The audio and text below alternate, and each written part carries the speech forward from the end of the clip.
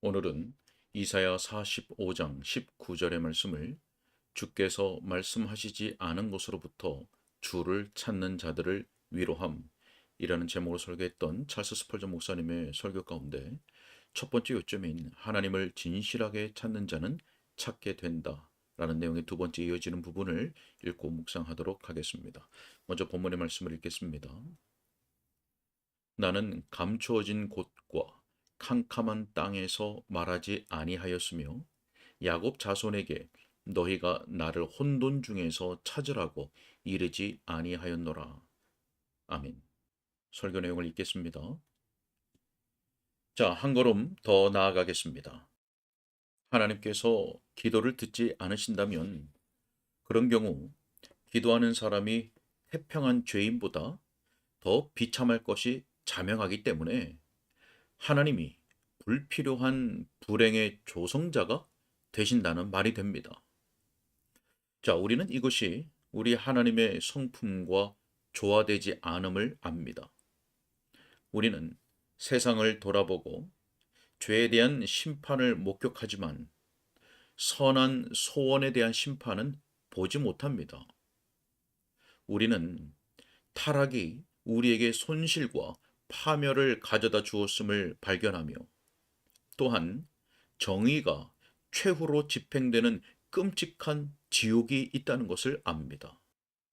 하지만 저는 전능하신 하나님께서 자기 피조물이 정당치 못한 고통과 부당한 슬픔을 겪는 것을 보고 즐거워하시는 것은 어디에서도 보지 못했습니다. 저는 하나님께서 불필요한 고통을 주기 위해 단 하나의 장치도 고안하신 것을 보지 못했습니다.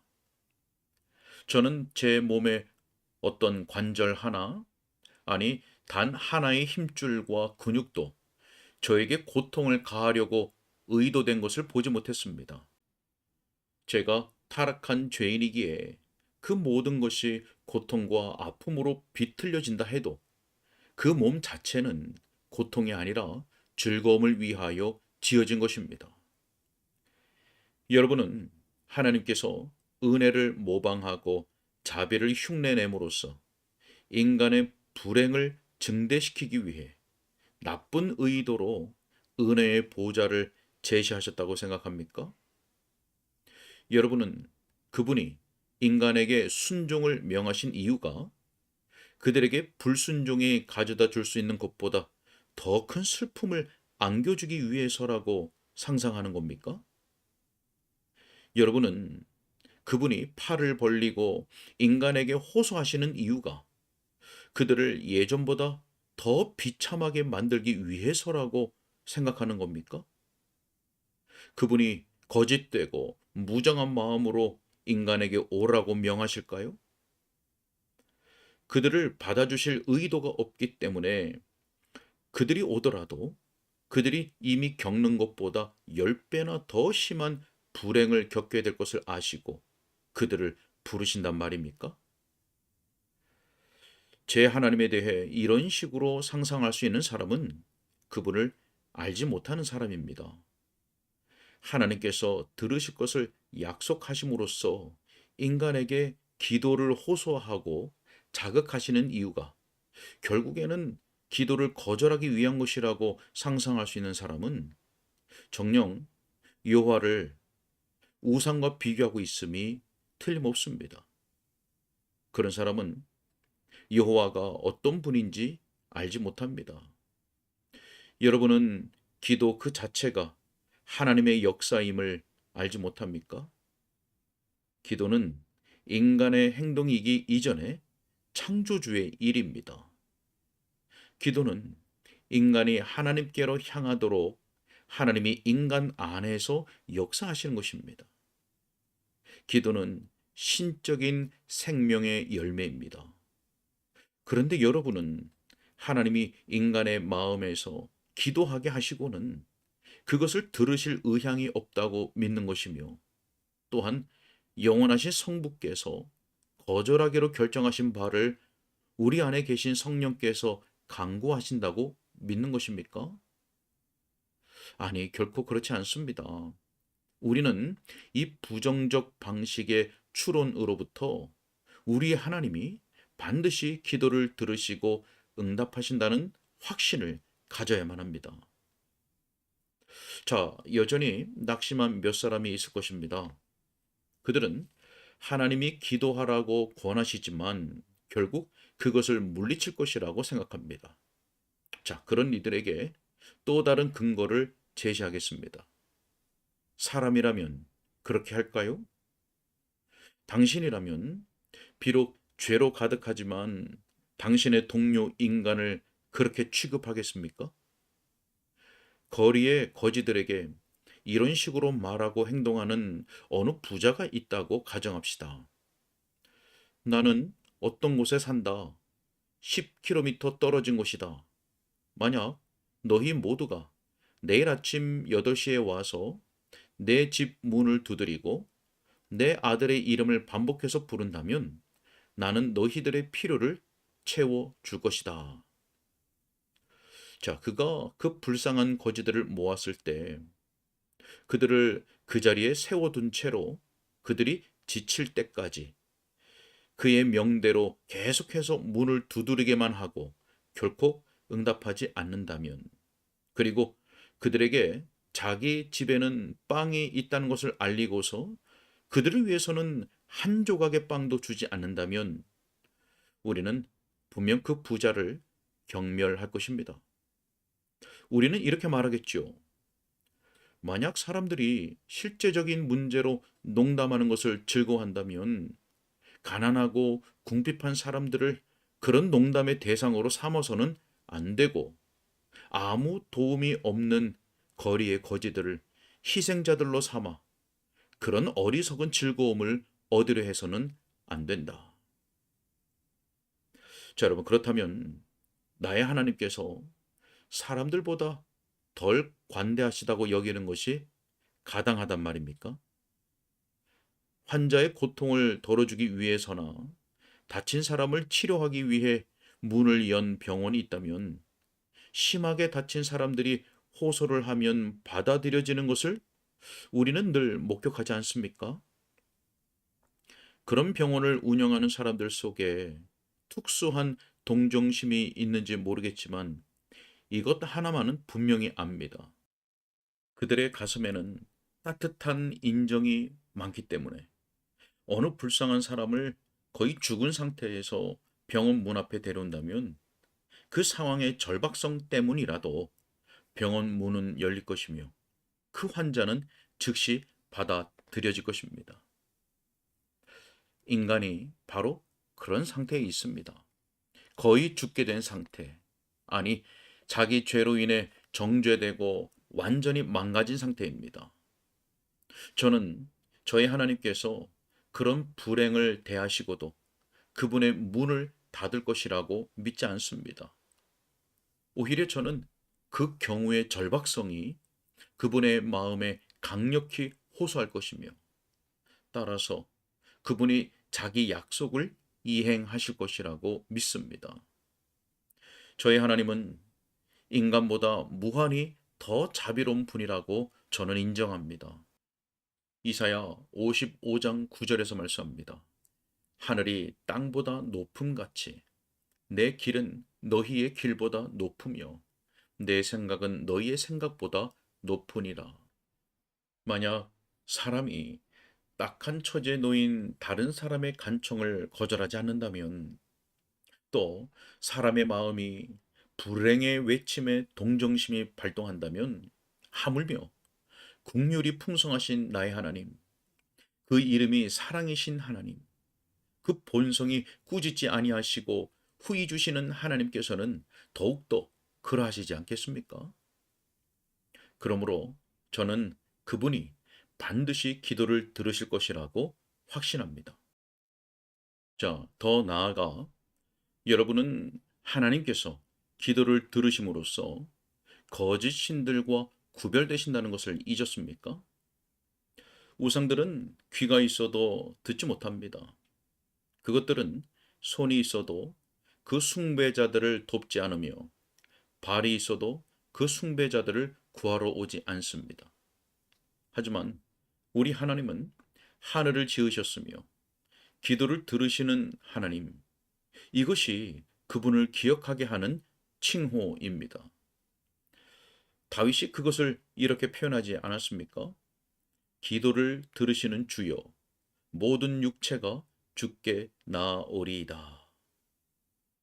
자, 여호와가 하나님 되신다는 뚜렷한 증거들 중에 하나는 그분이 오늘도 자기 백성의 간구에 응답하신다는 것입니다. 자, 하지만 여러분 중 어느 누구든 몇 날과 몇 주와 몇 달 동안 그분의 얼굴을 구하고서도 그분이 여러분을 거절하신다고 상상해 보십시오. 이것이 칭호가 되겠습니까?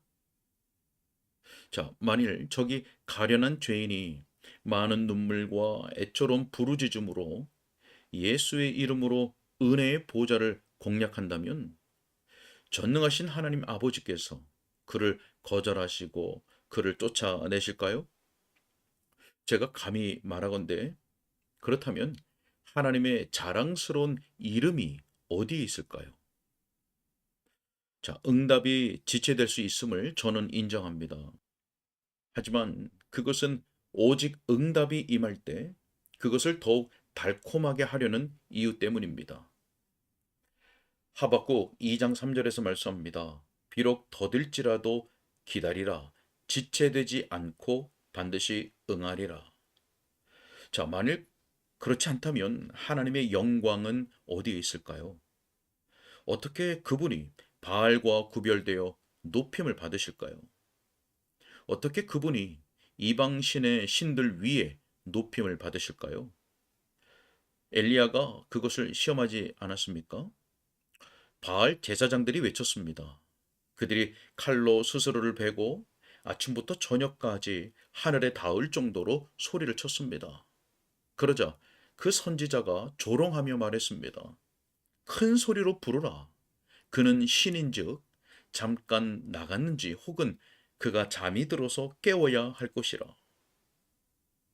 하루 종일 그 제사장들은 피가 흐르도록 창으로 자기의 몸을 상하게 했지만 바알에게서는 아무 말이 없었습니다. 무대를 치우고 하나님의 종이 나섭니다. 그는 하늘을 향해 손을 들고 외칩니다. 아브라함과 이삭과 이스라엘의 하나님 여호와여, 주께서 이스라엘 중에서 하나님이신 것과 내가 주의 종인 것과 내가 주의 말씀대로 이 모든 일을 행하는 것을 오늘 알게 하옵소서. 여호와여, 내게 응답하옵소서. 내게 응답하옵소서. 이 백성에게 주 여호와는 하나님이신 것과 주는 그들의 마음을 되돌이키심을 알게 하옵소서. 자, 여호와의 불이 내리고 그 송아지를 태울 뿐 아니라 제단의 돌들도 태우고 또랑의 물도 핥아 버립니다. 우리 하나님은 기도를 들으시기 때문입니다. 자, 가련한 영혼이여, 그분이 기도를 듣지 않으실 것이라고 당신이 말할 때 당신의 절망이 하나님으로부터 그분의 위대한 칭호를 빼앗아 가는 것임을 이제는 이해하겠습니까? 그분이 당신의 기도를 듣기를 거절하실 거라고 상상함으로써 당신은 그분에게 심각한 불명예를 안기는 것입니다. 만약 당신이 그분이 당신에게 기도하라고 가르치시고 그리스도의 피를 통해 그분께 오도록 명하시고도 실제로는 당신의 시름소리 듣기를 거절하실 거라고 생각한다면 당신은 그분의 신성의 기념 방패에 오물을 던지는 셈이며 지존자로서 걸맞지 않는 분이라 생각하는 셈입니다. 자, 이상의 논증으로 충분할 것입니다. 하지만 존 번연이 말했듯이 불신앙이란 목숨이 아주 질기기 때문에 저는 이 문제를 다룰 때에 여러 번의 충분한 타격을 가하여 확신을 갖게 하기를 바랍니다. 자, 만일 하나님이 기도를 듣지 않으신다면 저는 그분의 약속의 의미가 무엇인지를 알고 싶을 것입니다. 저는 경외심을 가지고 묻습니다. 만일 그분이 자기 백성의 기도에 응답하지 않으신다면 어떻게 그분이 자기의 진실성을 입증하실까요? 여러분에게 그분이 친히 하신 약속들 중 한두 가지를 예로 들어보겠습니다. 시편 50편 15절 말씀에 환난 날에 나를 부르라 내가 너를 건지리니 네가 나를 영화롭게 하리로다. 시편 91편 15절 말씀입니다. 그가 내게 간구하리니 내가 그에게 응답하리라. 자, 이사야의 입을 통해 하신 이 말씀의 의미는 무엇일까요? 이사야 30장 19절에서 말씀합니다.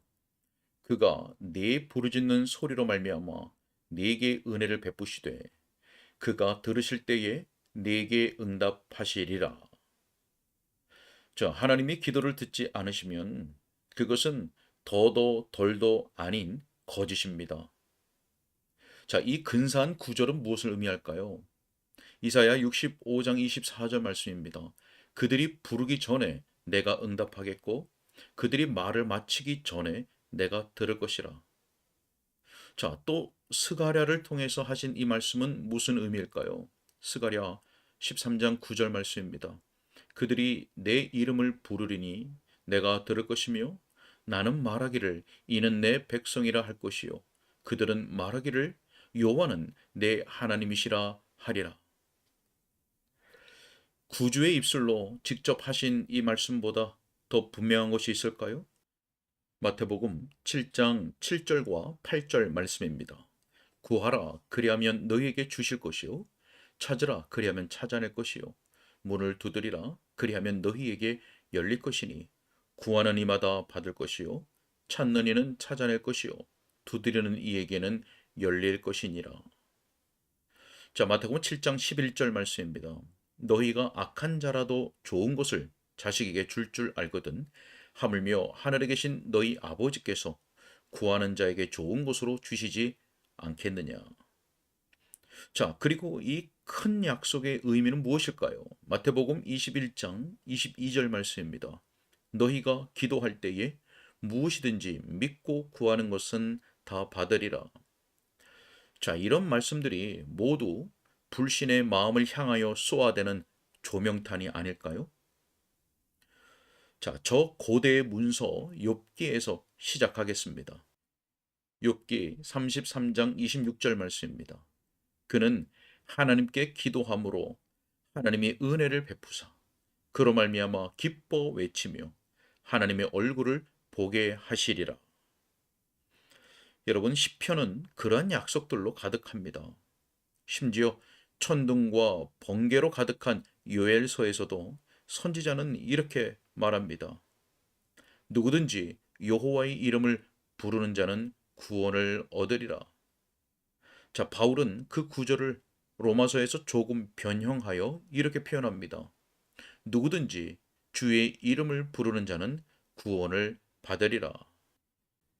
전체적으로 아주 실천적인 문제를 다루면서 위로에 대해서는 매우 조금 다루고 있는 야고보조차 이 말을 하지 않고는 그의 서신을 끝낼 수가 없었습니다. 야고보서 4장 8절 말씀입니다. 하나님을 가까이 하라. 그리하면 너희를 가까이 하시리라. 자, 옛 율법 아래에서도 신명기는 이와 같은 약속을 담고 있습니다. 네가 거기서 네 하나님 여호와를 찾게 되리니 만일 마음을 다하고 뜻을 다하여 그를 찾으면 만나리라. 자, 왕들의 통치 아래에 있던 때에 우리는 이렇게 기록된 것을 발견합니다. 네가 만일 그를 찾으면 만날 것이라. 저는 이런 식으로 여러분이 저의 소리에 실증을 낼 때까지 계속해서 약속들을 인용할 수 있습니다. 자, 하지만 나의 사랑하는 친구들이요. 저는 묻습니다. 만일 하나님께서 제가 반복했던 이 약속들을 말씀하신 후에 기도를 듣지 않으시면 그분의 신실성은 어떻게 되는 것입니까? 모든 사람이 거짓말쟁이라 해도 그분만은 틀림없이 참되십니다. 하늘과 땅이 사라져도 그분이 친히 하신 말씀은 굳게 설 것입니다. 너희 민족들이여, 너희는 꽃들처럼 죽을 것이며 너희 열방들아, 너희는 꿈처럼 사라질 것이다. 너희 산들아, 너희는 그림자처럼 없어질 것이며 땅아, 너는 난파선처럼 산산조각 날 것이며 하늘들이여, 너희는 두루마리처럼 말릴 것이라. 자, 하지만 하나님의 모든 말씀은 굳게 설 것이며 그리스도 예수 안에서 예와 아멘이 됩니다. 이사야 40장 6절과 8절에서 말씀합니다. 말하는 자의 소리여 이르되 외치라. 대답하되 내가 무엇이라 외치리까 하니 이르되 모든 육체는 풀이요 그의 모든 아름다움은 들의 꽃과 같으니 풀은 마르고 꽃은 시드나 우리 하나님의 말씀은 영원히 서리라 하라. 자, 이보다 더 강력한 논증을 우리가 어디에서 찾겠습니까? 아멘. 오늘은 여기까지입니다.